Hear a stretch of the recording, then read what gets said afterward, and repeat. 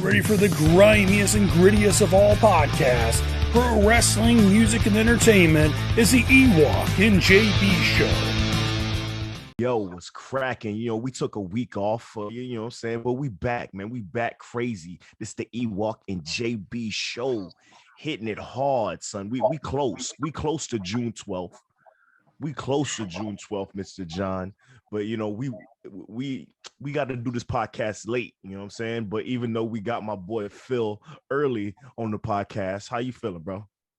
I'm moderately neato. How are you doing, brother? I'm good, man. I got the Mescal, I got the Tecate, and I got a Seltzer water. You know what I'm saying? I'm getting ready for the night, you know? I stole my girlfriend's booze, so that it's going well. It is what it is, man. Get you where you need to be. We got one liquor store in this tiny ass town I live in. One, and it closes very early. So sometimes you just gotta make do. What town is this? I live in a tiny little town in southern Indiana with about 600-700 people.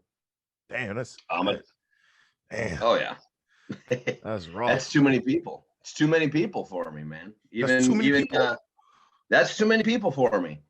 I didn't grow up around here. I grew up in Montana, and shit. I'm used to isolation, a lot of isolation, and you don't get that on this side of the Mississippi, damn near anywhere. So did you? So I'm in.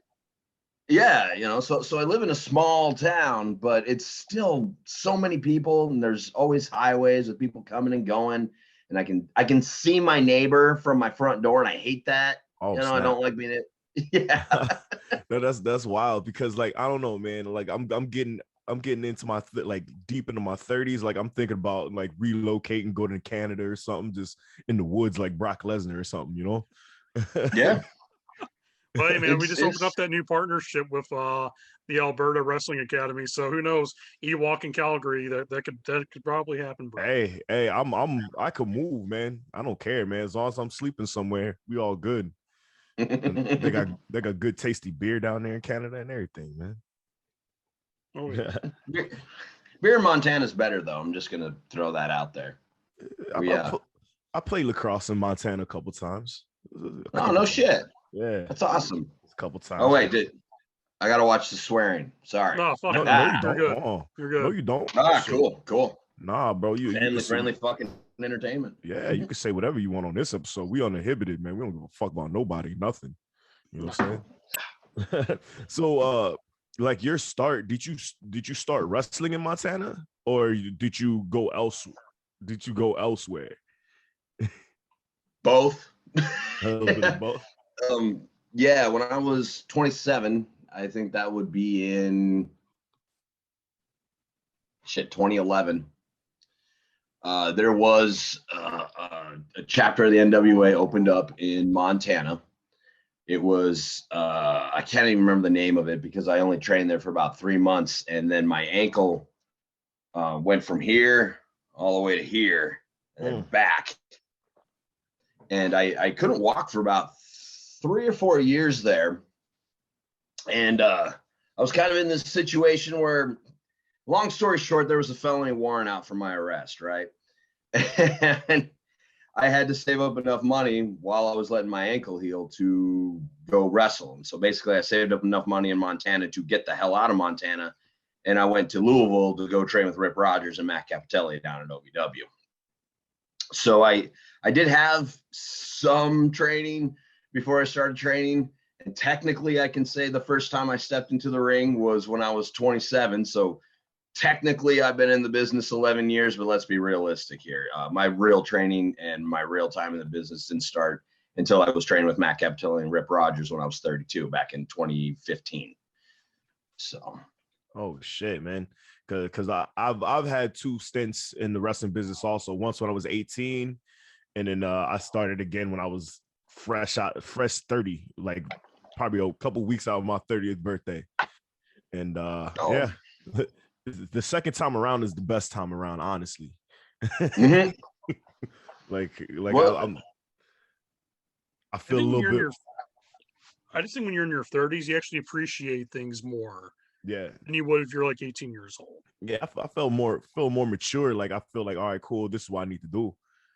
You know what I'm saying? Like I'm a veteran, but a rookie at the same time. A lot of people can't say that shit. You know? I think it's easier to learn too when you're in your 30s. But I mean, assuming you're not a complete idiot, because by the time I hit my 30s, it was a lot easier to be coached because I survived my 20s and realized how full of shit I was and how much I didn't know. So by the time I actually got to step into the ring with a real trainer, I was lucky enough to be able to be like, yeah, thank you. Oh, I fucked up. Thank you for telling me how I fucked up. You know, and it was with Rip before Rip had really calmed down and gotten nice with people. So he would just straight up, oh, God damn it, you're going to get me so mad I'm take out my motherfucking teeth and I'm going to get the fuck out of my ring right fucking, come here. And then, you know, he shoot punches you in the gut. And then, you know, you haul over like that. That's how you sell a goddamn punch, motherfuckers. You know, that's Rip. And I was very lucky to have somebody who would just rip, you know, literally rip into you like that. If I was in my 20s, I wouldn't be able to handle being spoken to like that because I was so full of my own shit. So I was pretty lucky, I think. Same here. I feel like a lot of training is missing, like from old vets like that. Is just like a little bit like drill sergeant. Like I like that. That's how our training is. That's how my training is, because we got the champion of CCW training us now at the dojo. But it's just like, if they're doing it to better you, not to be an asshole, is like I love that training. Like that grittiness is like, it's separating the men from the boys. Like it's a good training, man. Like I love it, man. Rip Rogers, bro. And who else who else trained you? I also trained with Matt Capitelli and Tracy Smothers.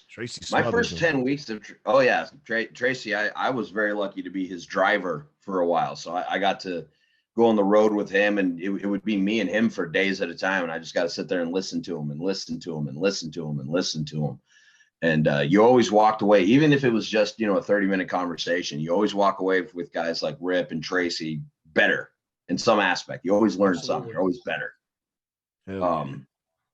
It was interesting training with Matt Capitelli first, because Matt and Rip were both at the same facility. Matt had the beginners class, Rip had the advanced class, and they were like yin and yang. So Matt was good cop, Rip was bad cop.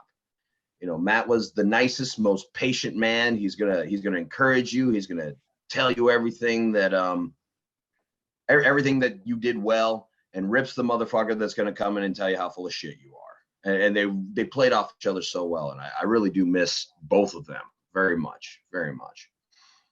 The thing about Rip, what I always laugh at. You ever seen the movie Kayfabe? Is a Canadian wrestling film? No, I've never seen it. Okay, we're gonna have to have like a movie night, all of us together watching this, because it's a movie made by wrestlers about wrestling. It's funny as shit. And the one guy is the veteran, like, coach teacher there, and he wears a jumpsuit, silver hair, big mustache. And I think it's their way of playing off of Rip Rogers, because he's going over to this wrestling match with this kid, and he's like, all right, kid, what do you do for a finish? And the guy's like, well, I can do a nice back body drop. God damn. He's smoking a cigarette.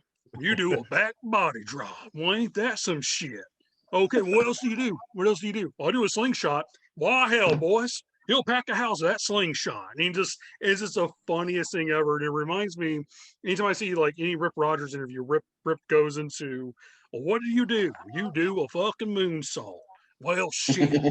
Vince McMahon's never seen one of them before. He's seen it all the time, boys, you know. Oh, yeah. Do you guys see Ready to Rumble? Do you remember that? I hated that movie. He hates it. Okay, rewatch it. It's a guilty pleasure film.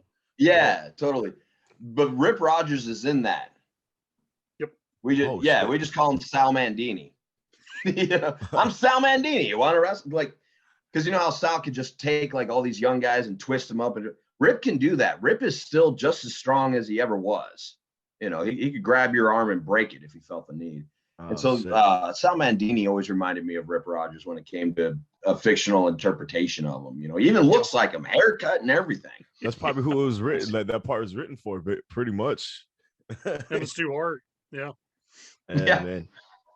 Uh, Like when it came down to like your in-ring style and how you like really got into wrestling, what type of style of wrestling that what type of style of wrestling caters to you, and what type of like what styles do you love, man? the styles that I love are the kinds that I can't personally do. Okay. You know what I mean? My favorite type of wrestling to watch, and John's gonna hate me for this because he's heard me go off on this a million times, is I love seeing power moves. I love seeing these big guys perform feats of strength that nobody else can do. I grew up with that. I think Dude, I love wrestling is old school. Yeah, but it also means that I like guys like Goldberg. And it's Goldberg. like you got to realize, like when I was a little kid, Goldberg was fucking like, he was the real deal. He was real. I felt like I knew what wrestling was, like, because my cousins told me what wrestling was when I was a little kid. It was like, man, that shit fake. But it's just like Goldberg was real. Goldberg and Stone Cold Steve Austin was the two realest things I've ever seen. Like, in wrestling. Yeah. Well, now it's so, after I learned about wrestling and stuff, and I try and watch Goldberg, and it's really painful to watch. Yeah. It really is. I got to watch those like 30-second squashes he did, because then I'm like, yeah, this is great. He's going to kill La Parka in 30 seconds. This is what I came here to see. And oh, go ahead. Sorry. No, I'm saying like, and when he won that title from Hogan, like that place exploded. Like they were ready for that. That's when, like, I feel like that's when wrestling was wrestling, dog. Mm-hmm. You didn't have to do much. That sound of the WCW ring was all sexy and stuff. Oh man. Oh yeah. I think we're all about the same age, right? We're all in our late 30s. Yeah, I'm 37. I'm 33. You know what I'm saying? Scottie Pippen years. I'm the oldest guy in the room. I'm 38. Hey, you young looking, man. You look young. Yeah, I get it. That's the funny thing about looking young when you're older, it's good in anything but wrestling. And I know that sounds kind of weird, but because I look younger, people expect me to do more in the ring. And so when I tell them, hey, I'm old and I'm tired, we're going to go out there and work. Because, if you would actually put my style down to anything, I'm a worker. I'm a sports entertainer. If I can get away with selling and telling a story, that's my style. I'd like to say, well, I'm a brawler. I'm a technical guy. I'm not really any of those things. I just try and fit my shit into whatever match I'm given, and I try and tell a story with that to the best of my ability. Yeah, like I feel like my last few matches, like my last few matches have been in Tennessee, and like there's this place they work a very Kings Road, old school, like Southern style. So like that kind of caters towards me, but it's just like sometimes I'll go against a spotty guy. I still have to adapt to his style, but at the same time, he has an adaptive mind, and that if we both could adapt with each other, it makes a very good, weird dynamic. You know what I'm saying? I'm a little bit more serious. Yeah. Like there's a lot of people doing a lot of comedy. There's nothing wrong with like being comedy, but it's just like when you could figure out your opponent, it makes real good dynamic, real good match. You know what I'm saying? Especially if you know how to format the match, Yeah. I'm actually doing this thing. I just started doing this thing last night. I take a 6-sided die with me to the show, and I have a big enough bag now to where I have 3 gimmicks in my bag, and I roll a die, and depending on where the die rolls, that's who I am that night. So last night I got my That's dope. That is dope as hell. So last night I got my original gimmick, Casey Reeves, and Casey Reeves is a comedian. He's going to spend a lot of his time talking. We spent 3 minutes telling jokes and talking, and that audience was loud as hell. They didn't even care that we weren't wrestling for 3 entire minutes. I'll have to actually send you a tape, John. It's hilarious. How many minutes was the match? How many minutes was the match? We had about 6 or 7 minutes of actual action, but the entire segment, I think I filled up like 13, 14 minutes. That's awesome. That's awesome. And if you could get that over with the fans, like you did your job. Oh yeah, Absolutely. and it was a family show, so you can get away with doing that a bit more. You can work instead of doing all that. So I was lucky enough to wrestle this kid. His name's Robert Ketchum. Good kid. He's only about 8 or 9 matches deep, and he's like, "What do you want to do tonight? What do you want to do tonight?" And I was like, "Nothing." You're gonna wrestle a Casey Reeves match, which means we're doing nothing. And I think he got a little bit nervous. I was like, "Don't worry, tell me the moves you want to do. I'll tell you a couple of moves that I want to do. We'll go out there, and how about I just beat you up for a while, and then you beat me up for a while." It's like, "Oh, all right, that's all we got to remember." It's like, "That's all you got to remember. I'm gonna beat you up. You're gonna beat me up, and just listen to me." And we went out there and we worked and we had a really fun match. It was the first time since I've been back that I actually had a match that just got that wrestling buzz in me, where you just feel good and you're running on all cylinders and every single sense in your body is heightened, and you're swallowing that moment just because you don't want to let it go. But let's say, I don't get Casey Reeves. Let's say I roll a 2 or a 5. Then I have to be Phil Earley, and that guy doesn't joke around. He's just an angry brawler from Montana that drinks whiskey. You know what I mean? Or if I roll a 3 or 6, I'm Dad Vellante, and he's just crazy. We don't know what Dad Vellante is going to do. He'll do whatever the hell he feels like at the moment. So, like right now, I'm honestly trying to have different styles of matches from within. You know what I mean? I'm trying to do, I am doing, fuck this, I am doing it. So yeah, I guess if you would ask what style it is, it really depends on who gets the die roll that night. And that's a very like awesome like concept and dynamic to yourself, because I feel like more wrestlers should start doing stuff like that, because it's just like there's another wrestler that does stuff like that, but like he has 2 personas, Bryce Benjamin out of freelance. Yep. It's so it's just like, all right, cool. I might have a gimmick that I'm working on, but like I'm all the way in Indiana, or I got another gimmick I'm working on. Hey, I'm in Florida this week. So like you could toy with different gimmicks. Bryce Benjamin does it. Bryce Benjamin does the Black Jesus gimmick, and then he does just the Playboy, like he's like a porn star Playboy gimmick. And it works. And and sometimes he'll tap into that and tap into both in one match, because he turns in, the lights will turn off and you turn into Bryce Benjamin. And that's awesome. So it's, I just feel like more wrestlers should like tap into multiple gimmicks. I might do it because I've been thinking about might doing a Carlton like from a Fresh Prince gimmick. But it's just like right now everybody knows me as the Ewokk, but there's some places I might be going to nobody knows me from Joe. So like I might have to do the privileged black kid gimmick, Actually, I tell you a guy who does a great multi gimmicks too, and Phil and me knew him back in Kentucky. Michael Zodiac. Yeah.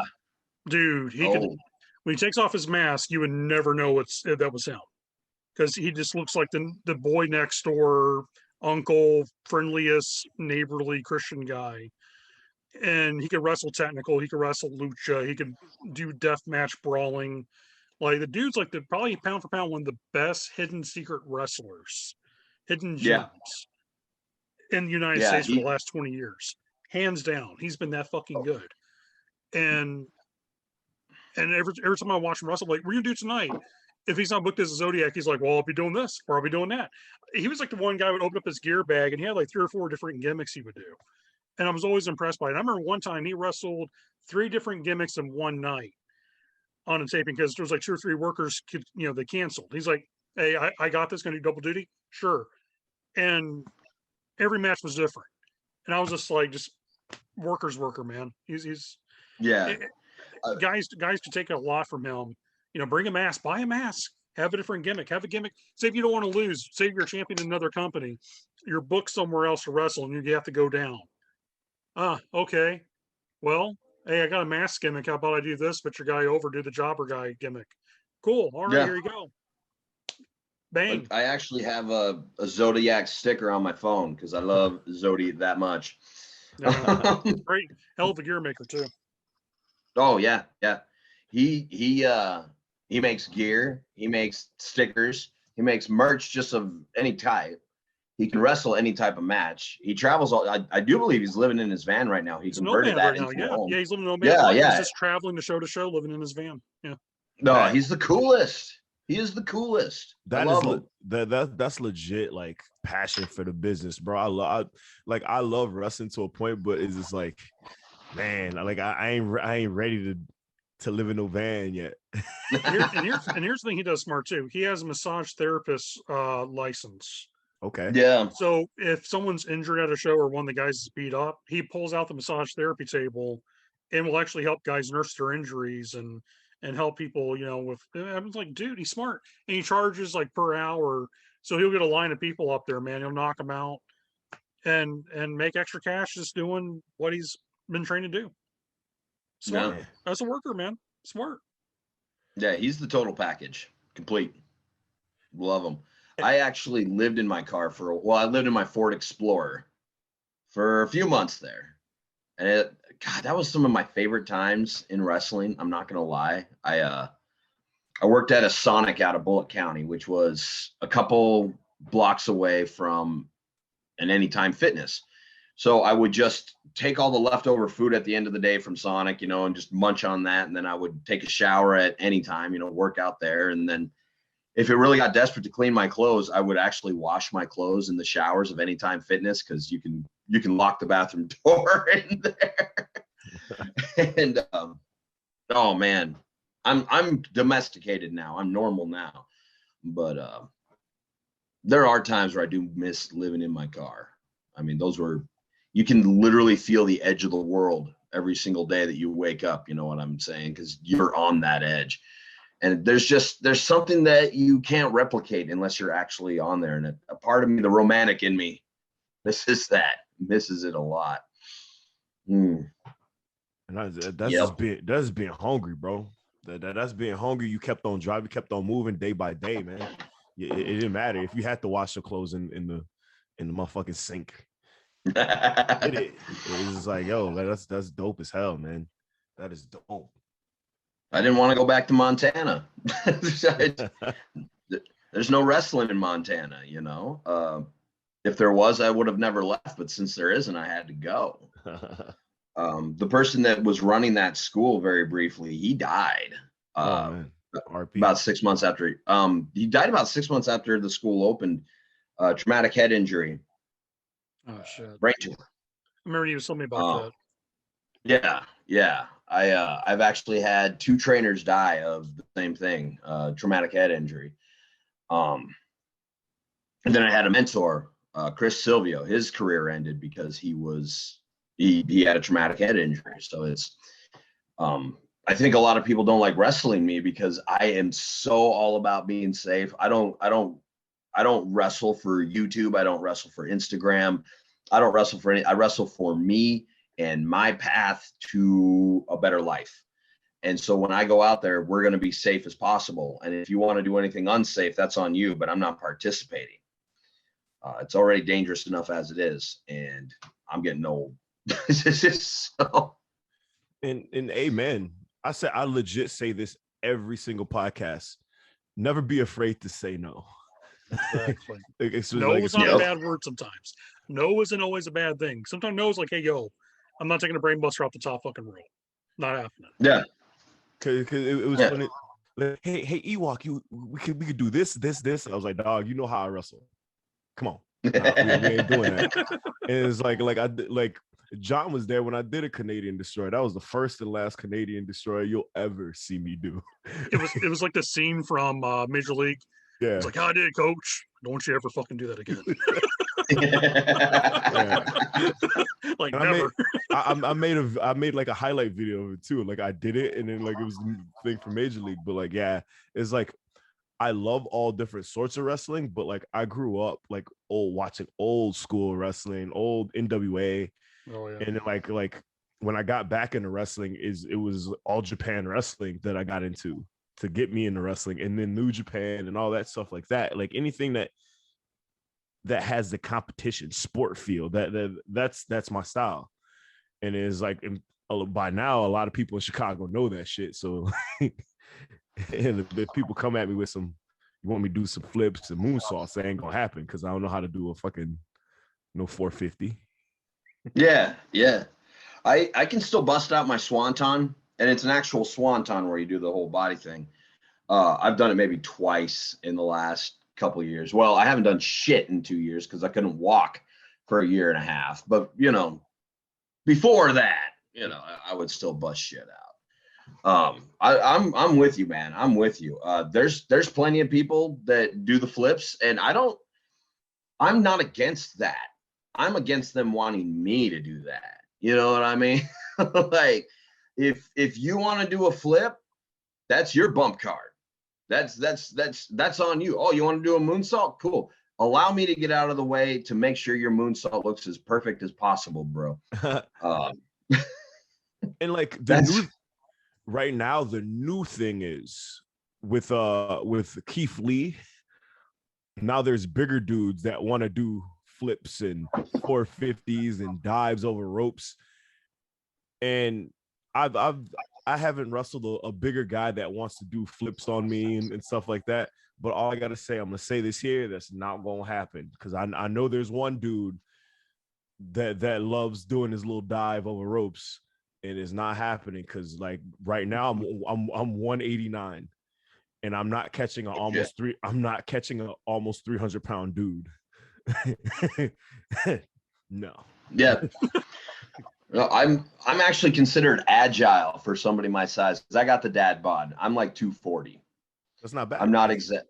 Yeah, and I'm 6'1", 240. And I like to vault. I still vault over the top rope to do a sunset flip and shit like that, just so people think that I could do a thing. I do something that makes it look like I did something, even though I did nothing at all. Yeah. But like you were saying, when it really comes down to it, especially these bigger guys, in my opinion, that want to do all this flippy dippy stuff, it doesn't stand out anymore. It's already been done. It's already been done. You're not going to blow anybody's mind by, hey, wait till you see what I can do athletically. How about this? How about you create an emotional connection with your audience that motivates them to put their hand in their wallet and spend money on a ticket to see you? That will fucking impress me. The fact that you are this big guy and you're going to be doing these moonsaults off the top rope and stuff, yes, it's kind of cool to watch, but at the same time, when you take that much weight, that much mass, and you're going all the way up and you're bringing yourself all the way down, you are killing yourself. You're killing yourself, and you're not going to be able to do this that long. And I don't care what anybody says. The rule in wrestling, there's a universal rule. The taller you are and bigger you are, the less you have to do. The less you have to do, and the less skills you have to have. If I was 7'1", I wouldn't have to have any athletic skill whatsoever, and I'd be getting booked everywhere. It's just a fucking law of wrestling. I'm not even bitter about it. That's just how it works. So if you already have that size advantage, you don't need to throw extra garnish on there. We already believe you. We're already amazed at the spectacle of humanity that we're looking at. We don't need you to kill yourself. We need you to kill the other guy. That's what we want to see, in my opinion. But I'm like you. I'm old school. I like the old shit. I'm a grumpy old man yelling at clouds. Literally taking a yelling piss at at it clouds. sometimes. So, question for you. So, with OVW going in, learning from Rip Rogers, learning from Matt Capitelli, what was the first 4 weeks of Rip Rogers training like? As someone who's never been through it, they're gonna message you and say, "Hey man, I'm about to go take some lessons from Rip Rogers. Any advice what I'm about to get hit with?" What would you say to him? Well, if it's modern Rip, do your best. If it's modern Rip, just do your best. He's really nice now. He's mellowed out quite a bit. If it was the Rip Rogers that I got to, shut the fuck up. Shut the fuck up. My first 4 weeks were just being told how much I suck, which I needed to hear. And just doing a lot of really tedious shit. There was one day I did a headlock for 45 minutes straight. I was blown the fuck up. How you get blown up from a headlock? Well, you get blown up from a headlock doing it the way that Rip fucking Rogers wants you to do it, you know, because you don't just take the head there. You got to tell a story with that headlock. Then you got to reverse that headlock so the other guy's got you. And we spent 45 minutes straight with that headlock. You know, your first 4 weeks with Rip Rogers, don't expect to be taught moves. You're going to learn how to work. You're going to learn how to wrestle. You're going to get your basics down. And the second that you do anything fucked up, even if it's just a back bump that he doesn't like the right way, he'll do the Rip Rogers sound. You know, and if he really doesn't like it, he'll pull his teeth out. You know, oh, you're getting me so pissed off, I'll take my damn teeth out. Get the fuck out of my ring. Come here. You know, and then he'll tell you how to do it. But you will learn. You'll learn fast. Either that or you'll quit. And I saw more than one person quit. I saw a guy that's actually doing really well right now elsewhere. I'm not gonna say where. I don't feel like putting him on the spot because I love him to death. He went to Rip's class twice. He couldn't take it. He could not take being spoken to that way. It would mostly be how you were spoken to that I think a lot of people really wouldn't be able to handle now. Just because he doesn't sugarcoat anything. He's gonna let you know how bad you suck. And it's because he gives a shit. It's because he gives a shit. Wait, did that even answer the question, or did I just ramble on about Rick? A little bit of a good ramble, but it's a good ramble. I mean, that's just preparing someone to get your ass chewed out. What else type of drills did he hit you guys with? Desperation pins. We did a lot of that. You know, it's kind of funny drills. It was just basics. You know, you do basics over and over and over and over and over and over again. This is how we're going to vault over the top rope. Okay, everybody line up. We're going to vault over the top rope all fucking day. All right, now we're going to do rolls. Hey, you want to do rolls for half an hour? Well, too bad. We're going to do rolls for half an hour. The most that I took away from Rip, I was very lucky because at the point when I was there at OVW, it was kind of at one of the lower points for the school. Not a lot of people were going. There were times where it would be me, Rip, and two other guys, and that was it all day.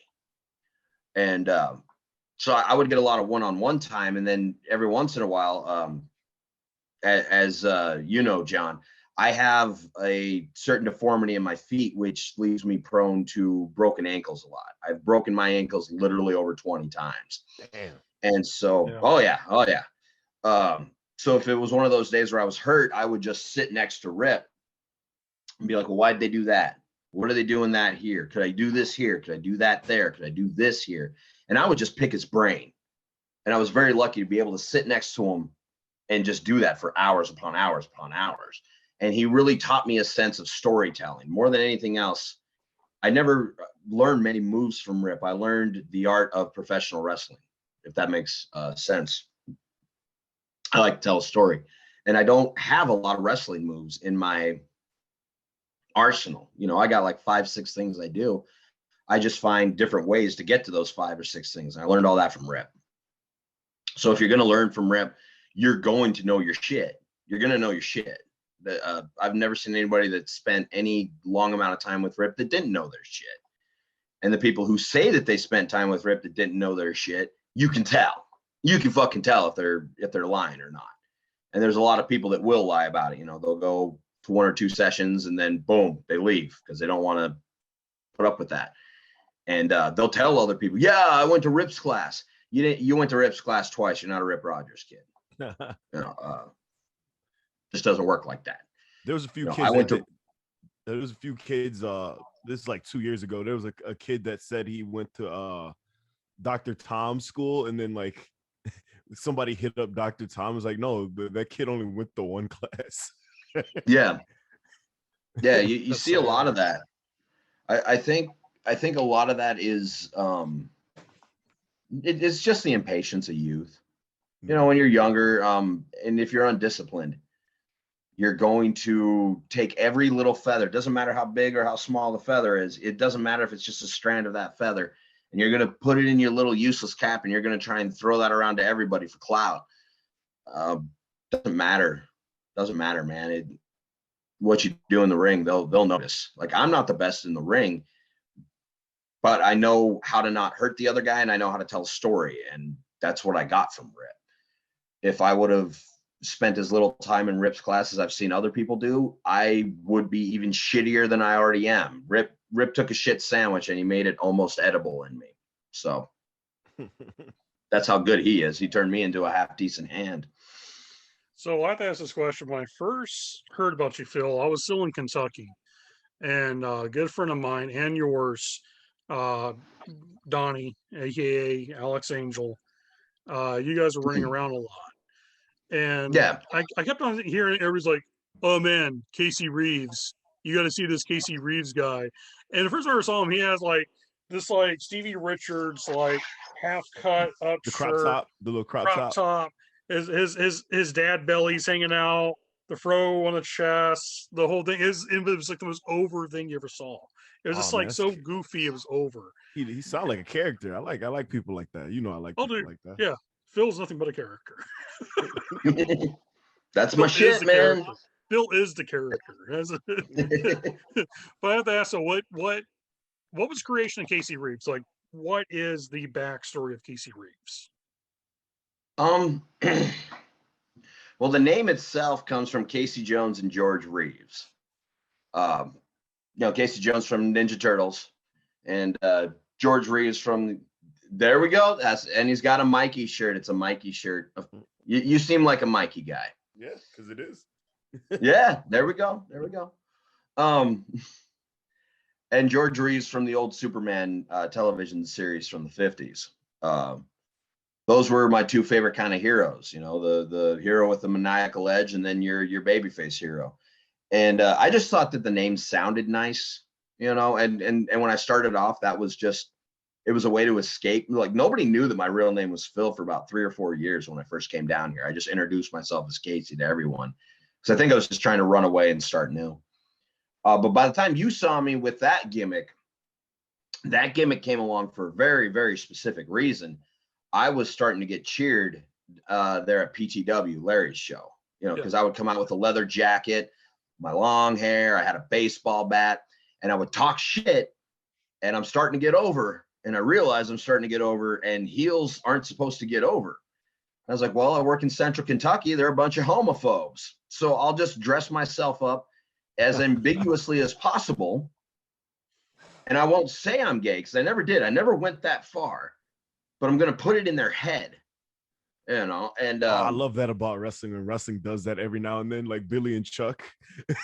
Dude, Casey Reeves definitely gave people that vibe. They're like, is he gay? But women like him, but we don't understand. But I'm confused. It was so comical to see like rednecks in the crowd, just like nervous meltdown. Just they got their gun. They got the hands on their gun, ready.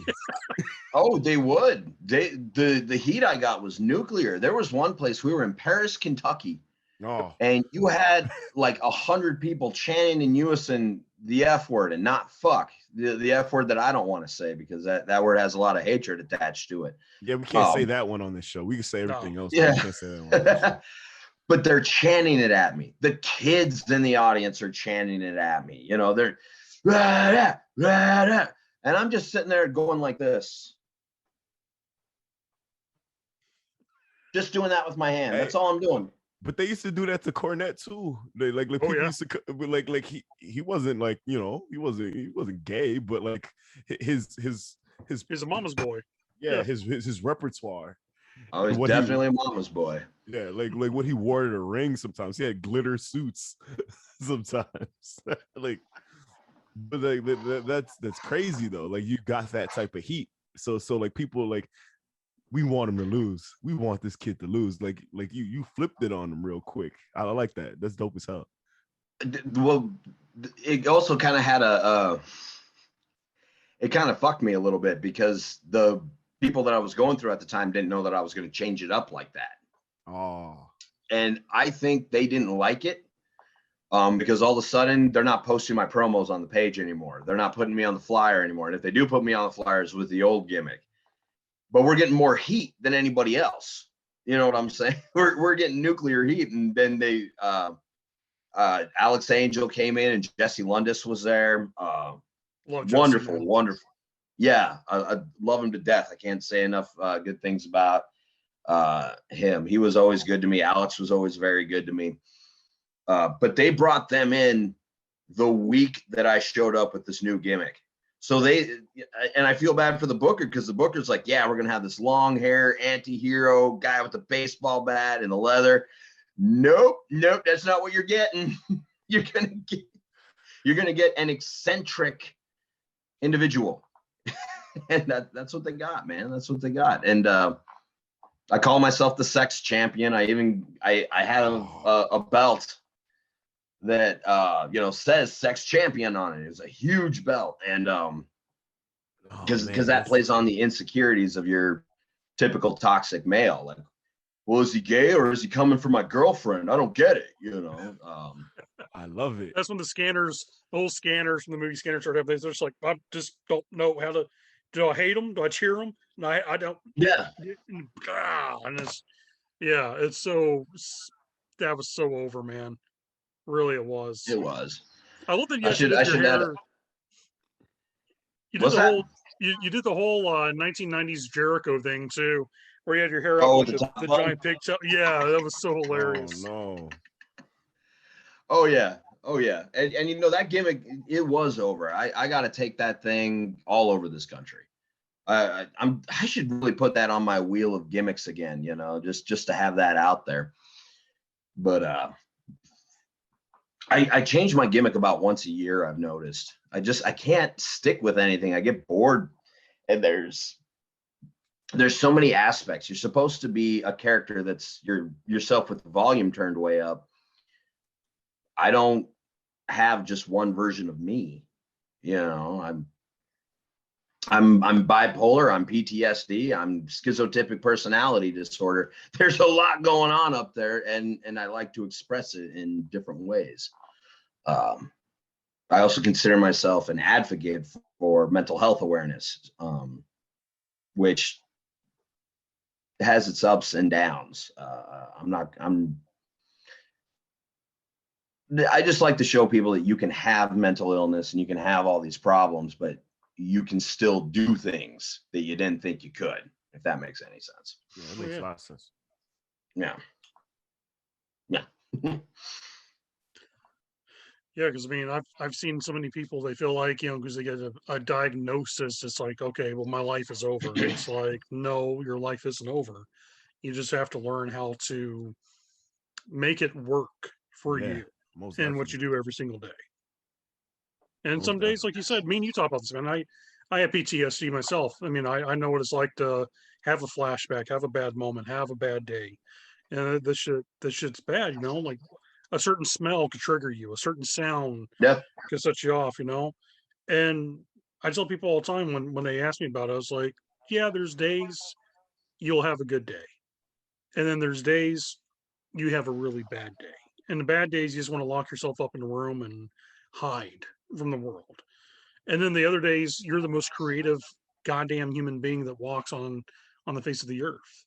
And there's days like that for myself, even as a promoter. There's days I wake up and I'm like, man, I'm ready to conquer the world.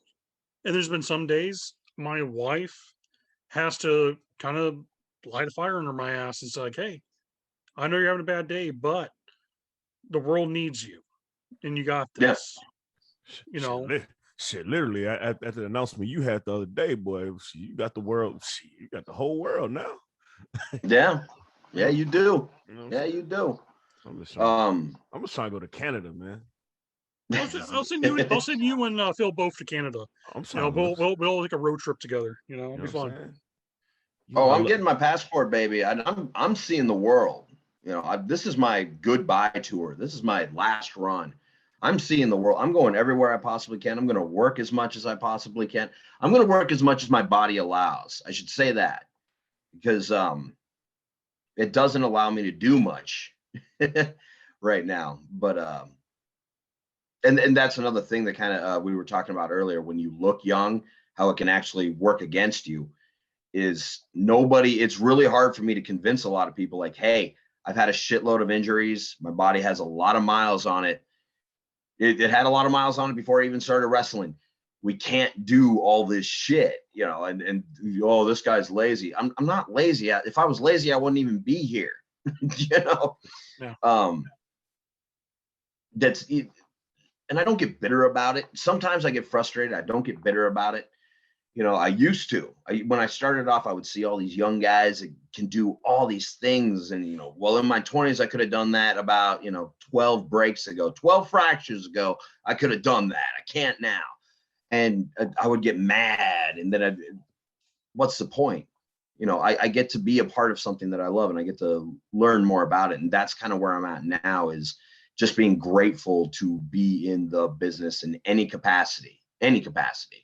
I don't think that if I ever quote unquote made it, if I ever got famous, I don't think I could handle that on a mental level. I don't think that I have the constitution to hold up with fame. I kind of had a brush with not necessarily fame, but my name got out there a bit last year. And don't get me wrong, most of it was, my experience was very negative, don't get me wrong. But even if it had been a positive experience, I don't think I could handle that much exposure from any direction. I really don't think I could. You know, it's just not me. I want to wrestle my friends, man. I want to have some good times, and I want to go home. I love working with guys like John, because John knows exactly what I'm about right now. And hopefully down the line, I'll actually get to show up in CCW at some point. But I talk with guys like John, or I'm working with this guy, Eric, down here, and he understands exactly where I'm coming from. Like, hey, I take wrestling seriously, but I'm not trying to get famous. I'm just trying to have fun. Please let me have fun at your show. Let me show up and do what I can do to hopefully entertain some people. I'm not a draw, but I am an entertainer. You know what I mean? I don't think I'm special at all. And that is what makes wrestling so special, is because if a nobody like me can be a part of it, anybody can be, if they work. Yeah. Question for you, Phil. So Yeah. after Rip Rogers, after Matt Capitelli, how did you get hooked up with Tracy by God Smothers? I always had this mentality of carry your vet's bags, ask them if they need water. Oh, like before I got into wrestling, anytime that I would read in a book or watch an old documentary, that's something that they would all talk about is, you carry your vet's bags, you carry, all that shit. Well, I did this with everybody that had been in the business longer than me when I first got in. They would show up at the arena. Oh, let me get your bag for you. Do you need anything? Do you need water? Do you need popcorn? Do whatever. And that's what I did. Well, somebody took notice of that, and that was Jessie Belle Smothers. And she's like, you're always trying to help. You're one of the most respectful guys in the locker room that I've met. You're the only one that seems to treat their veterans like a veteran. Do you want to go on the road with me? Of course I want to go on the road with you. That would be great. Let's do this. And she introduced me to Tracy. And as soon as Tracy heard I was from Montana, we just kicked it off. Hit it off. We don't say kick it off, hit it off.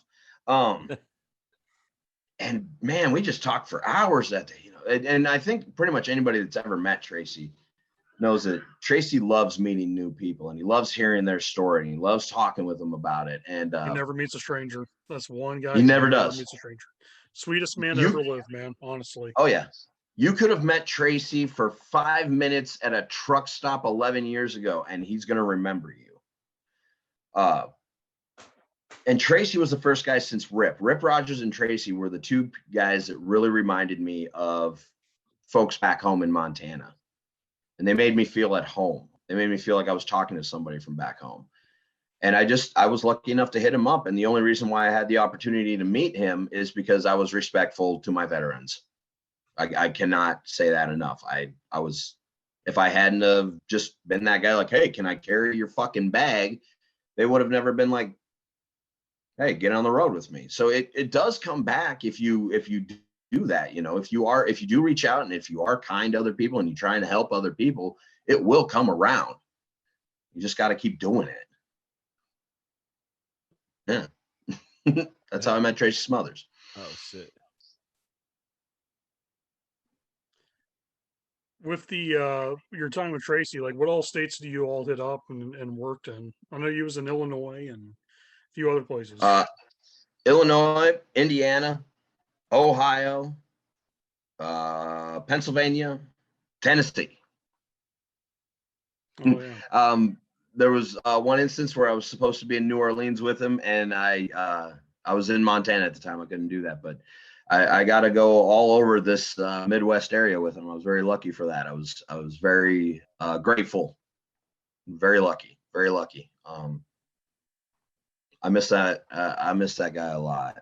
I miss him a lot. He was, yeah, he was everybody's friend, and that's not even an exaggeration. If you met Tracy, he was the one guy when he passed away that I saw people from all walks of life, all shades of color, mourn when he died. I mean, I know dudes who were like, "Yeah, we knew he did the old Confederate gimmick," but when people really get to know him, that was a gimmick. That wasn't who he really was. He yeah, was the most down to earth old country boy that loved everybody. And it's I used to talk to him a lot on the phone. A good friend of mine, Jimmy Falcon, uh, back well, he used to be a manager, but him and Falcon used to travel together a lot. Jimmy kind of did his manager gimmick. He looked like the bastard child of Jim Cornette. It was kind of comical when you look at it. And he's like, hey man, you ever met with Tracy? And I worked one show with Tracy in Knoxville years ago. And I was like, yeah, I don't think he wouldn't remember me. And we did this podcast. And this is like not like how we're doing it here face to face. It was like the old school dial up telephone, talk over the radio type thing. Man, y'all fucking And dinosaurs, man.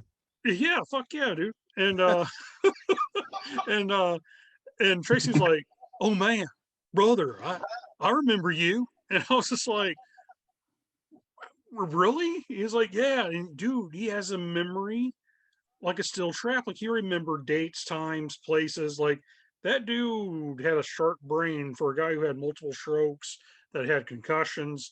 His brain was still on par with everything that needs to be done.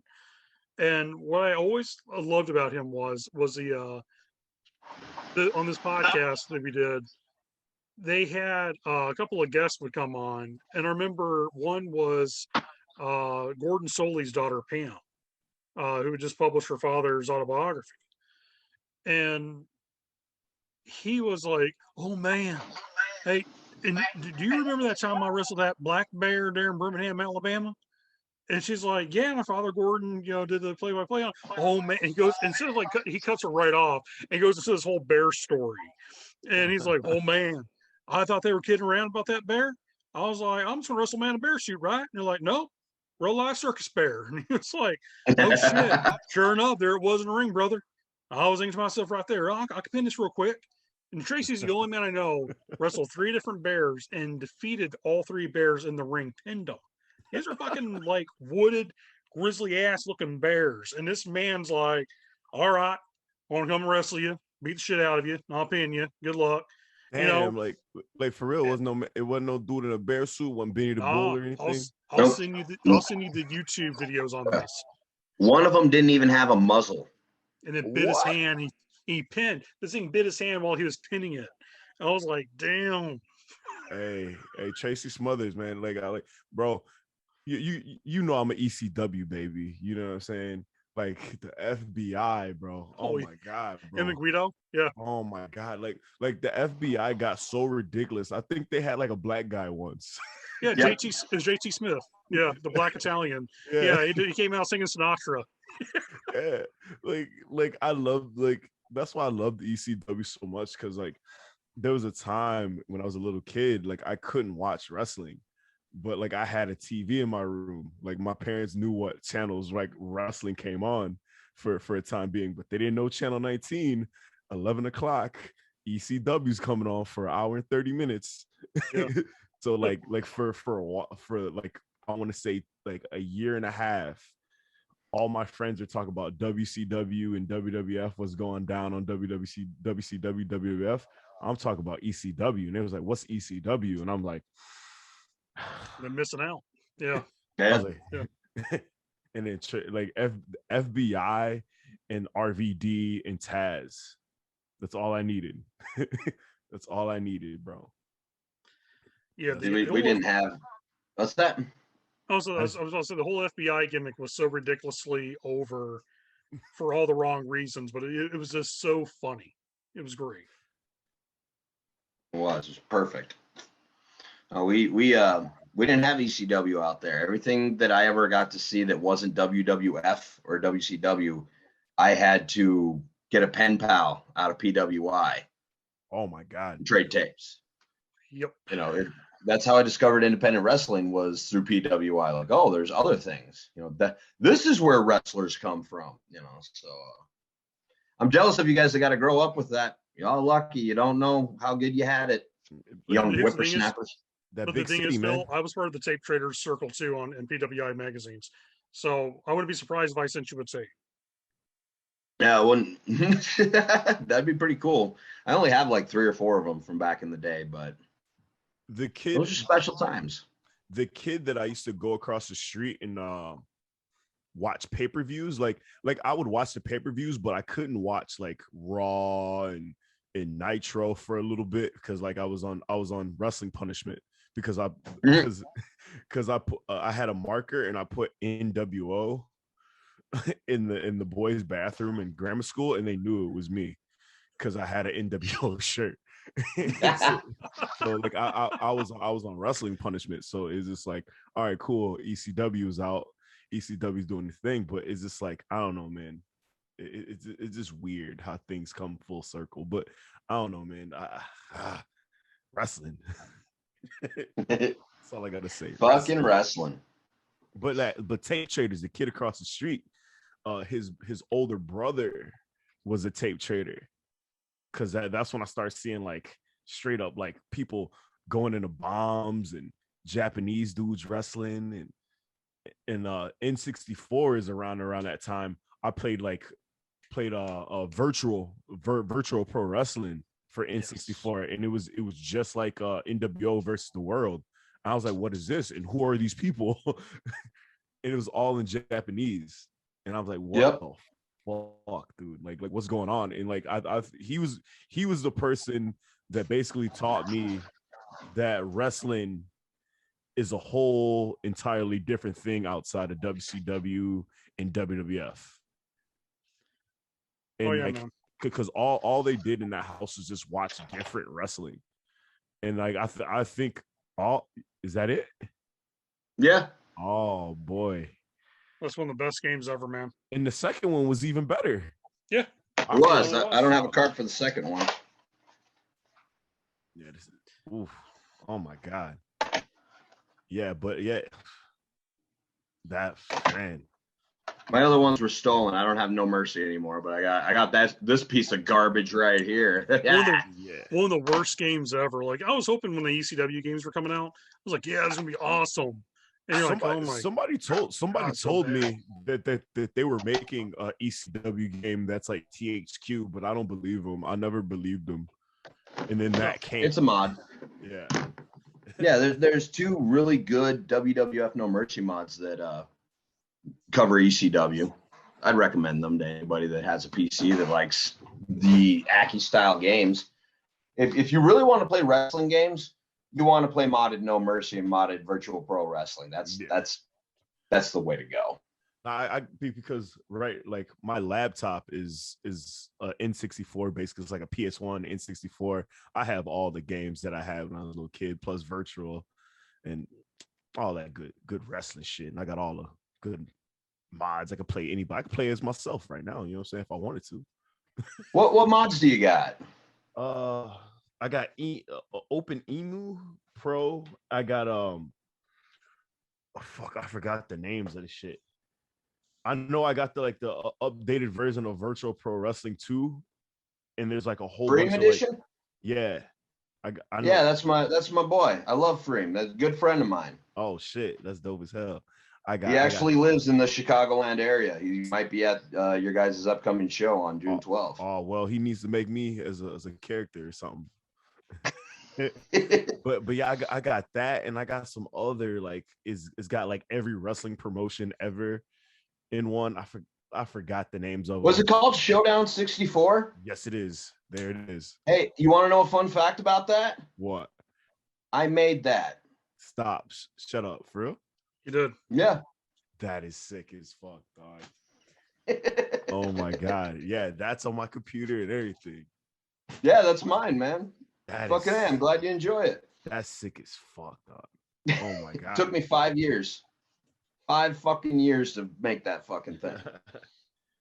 And it took me 5 years to realize that shit was around. And then when I started like getting my little modding craze, I was like, oh shit, like wait a minute. This is awesome. Because that's sick as hell, dog. Yeah, we're working on a sequel, Ooh. actually. Ooh. Yeah. You know what I'm saying? Once you're done with that, send your boy a little sample, you know what I'm saying? Oh, write it down. I already got the demo out. Okay. Yeah, AKI, Evolution. Just Google that, you'll find it. Okay. Yeah, give me some feedback. Let me know what you think of it. Yes, I always sir. love talking to people who've played my shit because I can't play those games anymore, man. I've spent too much time working on them. I don't even want to touch them anymore. But I love modding them. I don't like playing them anymore. But I like love hearing about other people playing them. it seems like kind of like tedious how to like switch everything around and make somebody Samoa Joe. Like how does one even like remotely do that? Hexadecimal Game Shark hacking. Okay.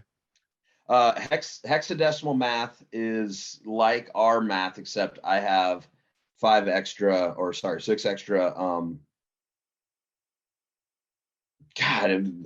6 extra numerals, thank you, or digits. So instead of going 0 to 9 and resetting, we go 0 to 9, A, B, C, D, E, F. You know what I'm saying? And I generate huge codes on these spreadsheets that I make. Like I legitimately have made my own hacking and modding tools on my computer to where I just type in a couple buttons now and these huge codes are generated. But in order to know exactly what to code, I have to reverse engineer the game. And in order to do that, what I did for the part that I mapped out, I would actually have my game playing on the screen here. And then on the other side of my screen there, I would have the actual memory, the actual code in real time going. And I spent hours just pushing a button, watching what part of the code changed, pushing a button here, watching what part of the code changed, and writing it all down. You know what I mean? I'm flabbergasted, bro. Like somebody that I didn't even know who made a game that I play every once in a while when I'm bored. Bro, that's nuts. Keep up the good work because right now, like for a while, I was looking. There was this N64 mod called Indie Forever. It had like all the ROH people in it. Yeah, HIW made that. Yeah, we were trying to make a sequel. Yeah, and it fell apart. Yeah, and I was like, I couldn't find it because I tried to switch it on my MacBook and I couldn't find it for anything because everything's all PC. But like I found a way to find most of those games for MacBook on YouTube. But damn, keep up the good work, man. That shit, like I love those games. I got all different sorts of wrestling shit on my fucking MacBook, man. Oh, that's awesome. That's awesome. That's cool. No, that's cool, man. I love it. I love it when somebody actually plays those and gets enjoyment out of it. It's just as cool as wrestling, in my opinion. I feel like that's when wrestling games are wrestling games, bro. Those old TXQ and Akai games and shit. Well, they actually have the psychology of wrestling coded into them. Get this. Okay. If you get beat up enough and your health hits a certain level, there in the code, it doesn't tell you in the game. You can check the game manual. It won't tell you this. But in the code of the game itself, there's a comeback mode. And it gets set off when you get beat up so much. So when you start coming back, you'll notice in the game sometimes when you're just throwing a punch and your spirit is going way out of there for no reason, you're on your comeback, kid. It actually has it programmed into the game. It's amazing. God, there's so many little things in that code that nobody even realizes is in there. It's amazing. Damn, hey, we had a topic on this podcast I didn't even think we were gonna have on this motherfucker. Goddamn, I told you, man. I told you to bring some interesting guests on. man. Phil's an interesting dude. Yeah, Phil. But salute to you because there are some hardcore gamers that do listen to this, and Oh shit. you know, we're gonna Well, get it cracking. Well, if anybody that's listened to this has ever played Showdown 64 or Aki Evolution, if you've ever played Feel the Bang, my codes are all over that. I'm actually one of the main guys in the Aki modding scene. Just thanks for playing our shit, because the people who mod these games, they work really hard and nobody ever really gives them props. And I just love hearing that people play and enjoy it. It made my night to hear that you played that and enjoy it. That made me grin from ear to ear, man. Fuck because it was like once I started modding, I was like, yo, what type of like wrestling mods are there? And then like that was one of them. That was one of them I could get because I looked on YouTube. I was like, yo, WCW, No Mercy, whatever, like mods, and like that was one of them, and it had like every single promotion. I was like, I'm getting that right now. I was there the night Phil showed me all the Mick Foley's he made. He was like, "You want to see Mick Foley?" I remember that. He's like, I was just like, "Damn," you know. Oh, that Mick Foley. I think we ended up getting 74 different Mick Foley attires for that new project, and I wish Mick Foley would actually see that, because there's not a single real video game out there that put that kind of love and care and attention to detail than that Mick Foley. And Victor's the one that made that specific mod. My friend Victor.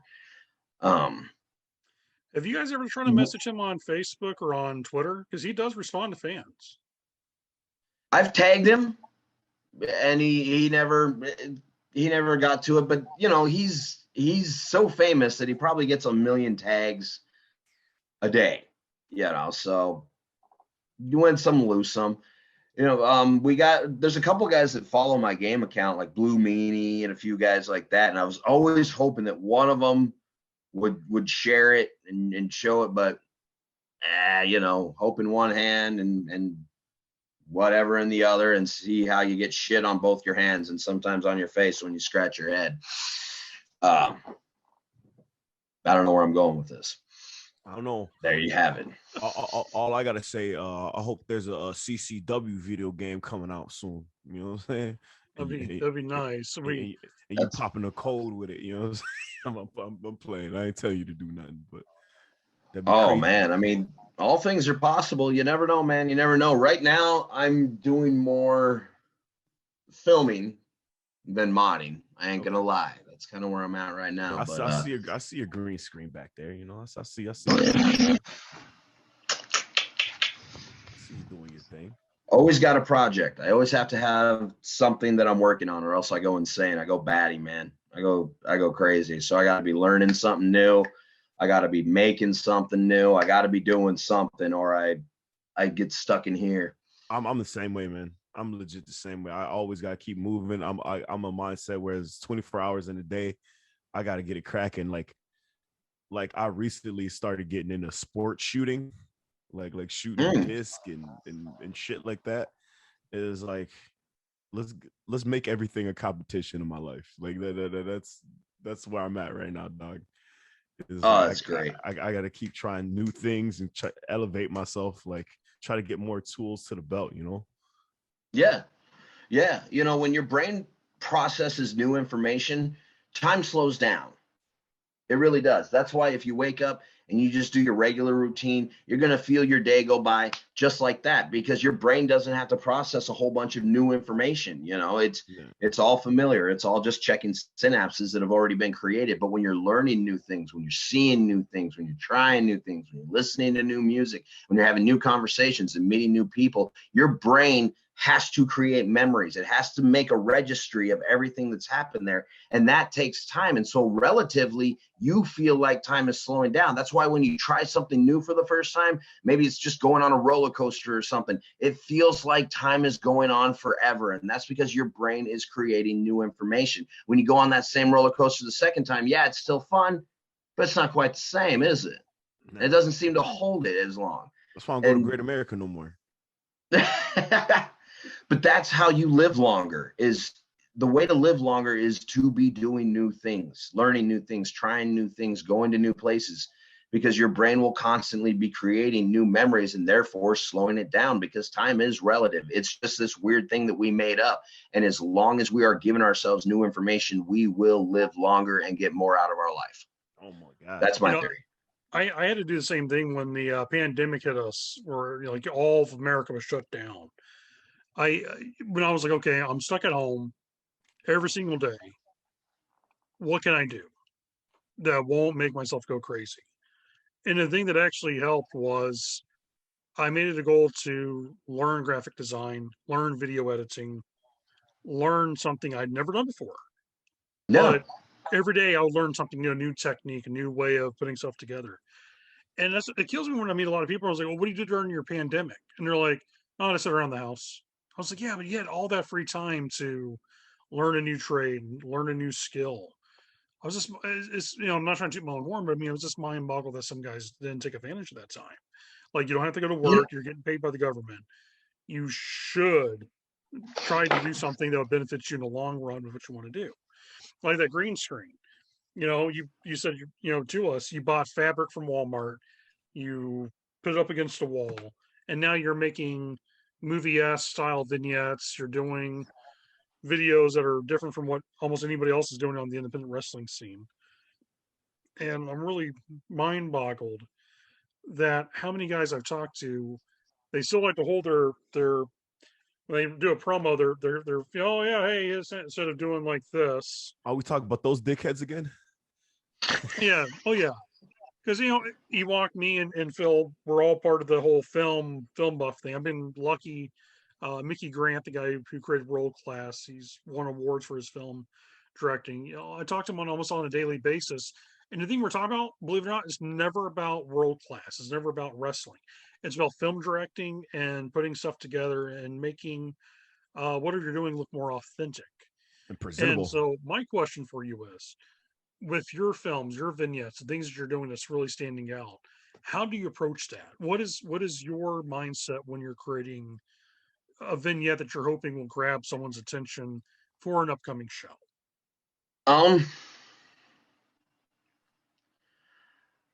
I bully myself into making content. I am so bad at planning things out. Like I started working on a new project where I'm starting to plan things out and like write a storyboard. But with that's the exception. Most of the time I'm just feeling it, like, okay, well, I kind of want to do this and this. I want to say this and this and that. I don't exactly know how to do it. So let's do a million takes until I get what I want. Shit, I remember one time I spent all day making that stupid shoulder Mongo vignette just to see, and remember, and I ended up not using it for anything, but it took hours upon hours to do, I kind of just throw everything at the wall, see what sticks. One time I bought a new jacket that I really liked. And so I turned that jacket into a 3-part film noir, dumb black and white detective story. Just because I bought a new jacket and I liked the way the jacket looked. And I was like, oh, okay, well, I guess I'm a detective dad today. It's mostly just ramblings and just random shit. As long as I can stay ahead of my own brain, I won't succumb to the bullshit. Yeah, won't succumb to the bullshit. That's a big challenge for me, because I do struggle pretty badly just about on a daily basis. If I'm not in physical pain, which I am in every fucking day, I only have about 2 or 3 hours of standing and walking time a day before I'm done. I'm absolutely fucking done.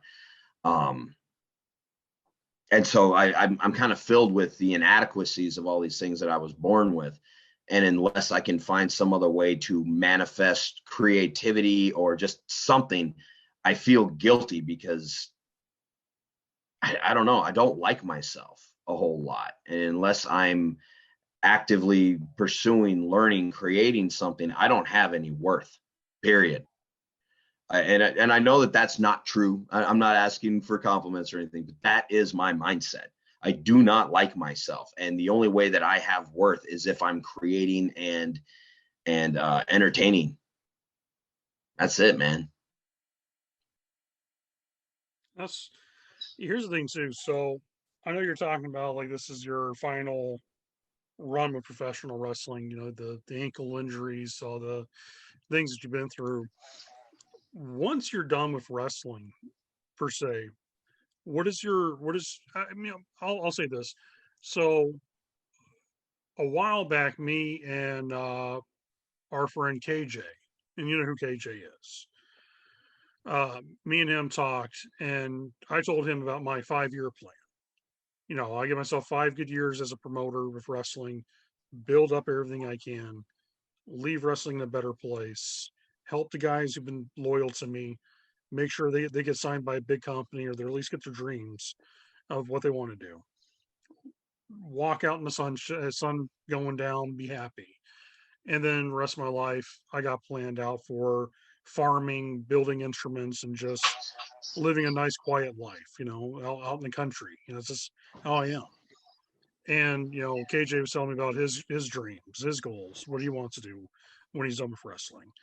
I do think it's really good for a lot of guys in the wrestling business to have an escape plan.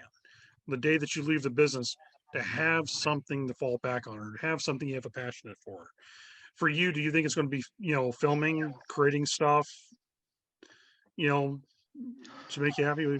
What's your plan when you leave?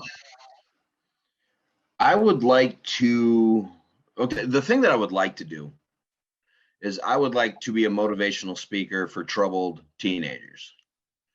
I had an absolutely terrible, terrible childhood that I wouldn't wish upon anybody. And I was in a position where I was always told that I wouldn't be able to do anything. Just because, not even because of the injuries that came later. I was just raised to be nothing, and I would like to reach out to other kids that are probably in a similar situation, because people are shitty, and that includes parents. But they need to know that there's a light at the end of the tunnel, and even if you don't accomplish, make it big or anything like that, it does not matter. All that matters is that you pursue those loves, that you pursue those interests. And I swear to God, it will be your way out one way or another. Even if it's just you escaping in your own imagination for a few hours at a time during the day, people need to be told that it's okay to not be okay. And I would like to figure out how to manifest that somehow. I don't know how yet. I haven't put all the pieces together for that. Because making films and stuff like that, I'd like to think that I'm pretty good at what I do when it comes to the editing aspect. I'd like to think that I'm a reasonably good editor. And I don't want that to ever turn into work, because I love it so much. You know what I mean? But I think that I do have a gift of expressing myself and being able to talk, and I would like to be able to use that to help other people somehow. I just don't know how to put it all together yet. I don't know. We'll figure it out. It's gonna find its way to you. You know what I'm saying? Like so every now and then you have something in your life that you got in your brain, but it's gonna find its way to you, and you're gonna find your way to it. You know what I mean? So like yeah, you'll be fine, my dude. You'll be good. Oh, definitely. I already beat the odds. A million times over in a million different situations. Statistically speaking, people like me are in prison. They're in prison, man, or they're dead, or they're junkies. People like me, we don't grow up to be normal. we don't get that. I beat the odds on multiple occasions. I was in jails and institutions all the way up until I was released as an adult, and then I was a ward of the state, and I was under their supervision until I absconded. And I had a felony warrant out for my arrest for over 8 years, and I beat that. I beat it. You know what I mean? I beat it, and I went out and became a fucking professional wrestler. I've recorded multiple albums, musical albums. I've done all these things, and I'm not a junkie that's stuck in prison. And for somebody that has literally a physical disability, to be able to say I'm doing something that takes physicality. I have two bad feet. I have two really, really, really bad feet, and I'm doing something that requires me to be on those and have good footwork in order to do that. The fact that I beat all these odds is better than making it in wrestling any day of the week, man. Any day of the week. And I need to use that to help somebody else. And I don't know how, but I'll figure it out. Man. Yeah. Bro, you hitting us deep, man. Like, sorry. you hitting us deep. But that's not what we do, like when we closing down on the podcast. But like, man, fuck, bro, you got me fucked up right now, man. Yeah, I'm sorry. I really didn't mean to. No, you good. The thing is that good. You have to understand that even if you don't like yourself, it doesn't mean that you're not a bad person. It doesn't mean that you're not worth it. Life is hard enough, man. It's the hardest thing I've ever done. And I'm pretty sure it's the hardest thing any of us will ever do. But if I can somehow use all my life experiences to take off the edge for somebody else, I'm gonna fucking do it. And I can't be a therapist or anything like that because it's very hard for me to have relationships, but I can speak.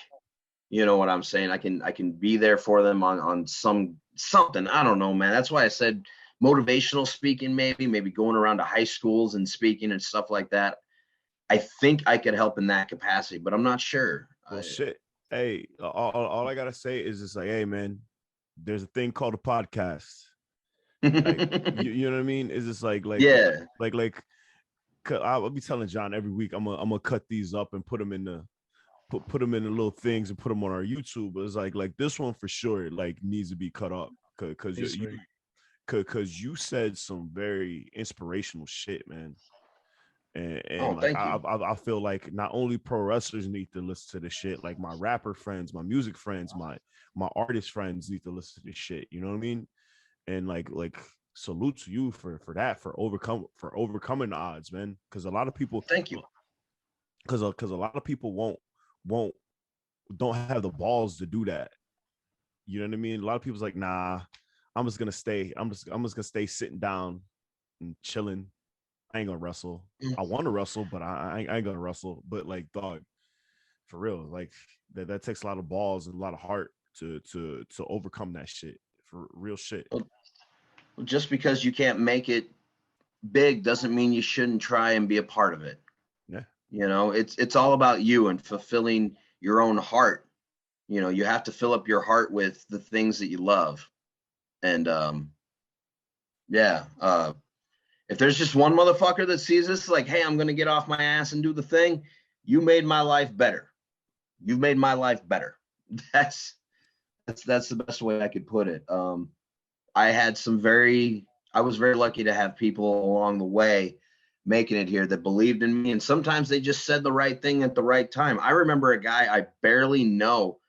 All he did was ask me how I was doing one day at the gym.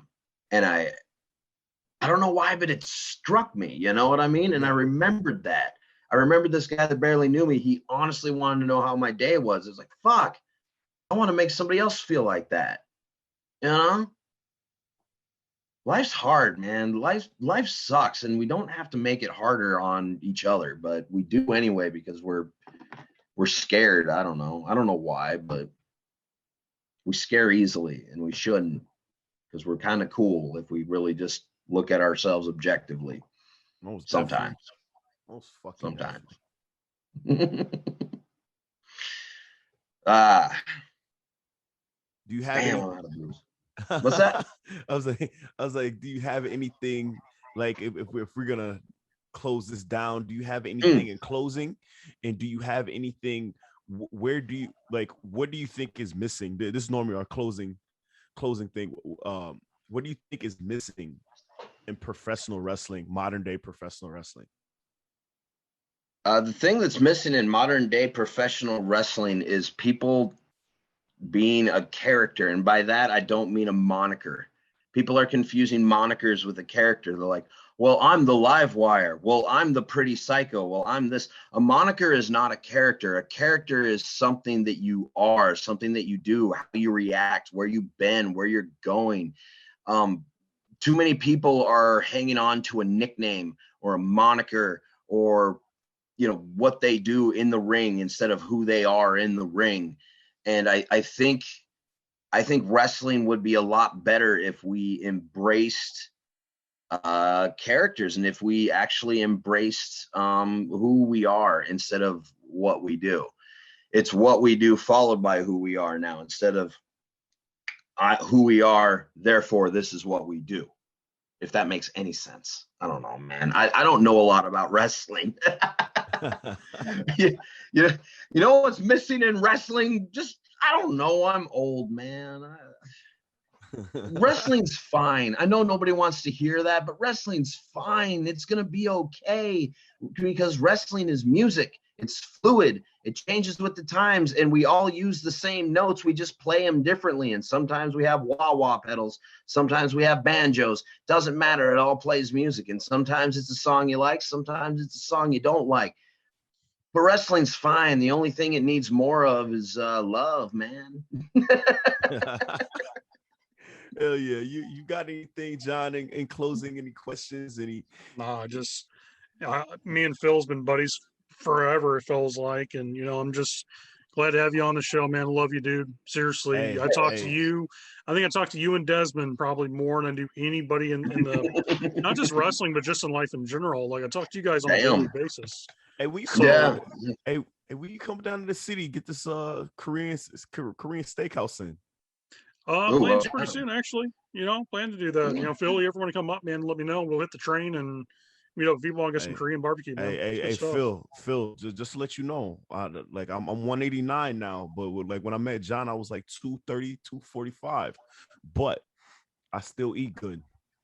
So if you like eating good, let's get it cracking as a team. Oh, yeah. Dad can eat. I appreciate you guys so much for having me on the show. I don't usually get to do podcasts a whole lot, so I'm very grateful for that. Just wanted to say thank you.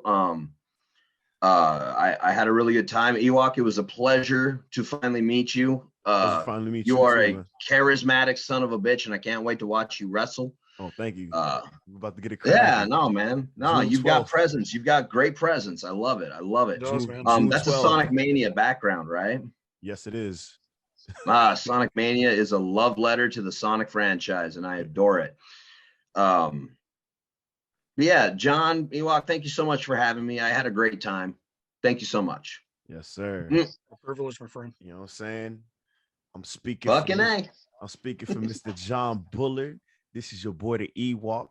We about to get it cracking. CCW, Saturday Night Wrestle, fucking Masters, dog. Grapple Masters, dog. We about to get it cracking. Ewokk, Jay Cross. Somebody's getting smacked across their head. It might be that little midget Tyler. This is the Ewokk. This is the Ewokk and JB show. Peace.